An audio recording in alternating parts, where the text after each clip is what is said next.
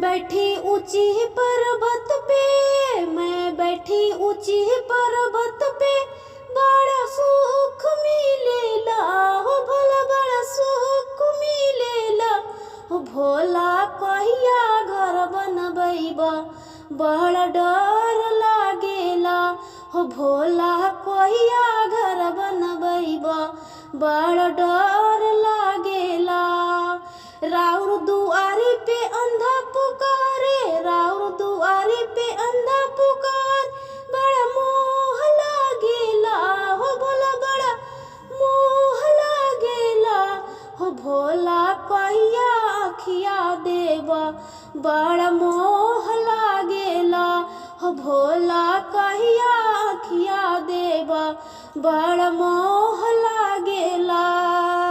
मैं बैठी ऊंची पर्वत पे, मैं बैठी ऊंची पर्वत पे, बड़ा सुख मिलेला हो भोला, बड़ा सुख मिलेला हो भोला। कहिया घर बनबैबा बड़ा डर लागेला हो भोला, कहिया घर बनबैबा बड़ा डर लागेला।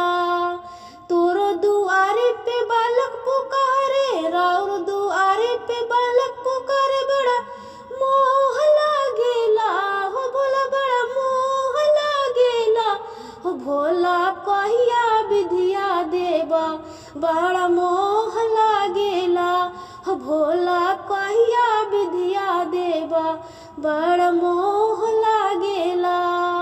राउर दुआरे पे शिष्या पुकारे, राउर दुआरे पे शिष्या पुकारे, बड़ा मोह लागेला हो भोला, बड़ा मोह लागेला हो भोला। कहिया दया देबा बड़ा मोह लागेला हो भोला, कहिया दया देबा बड़ा मोह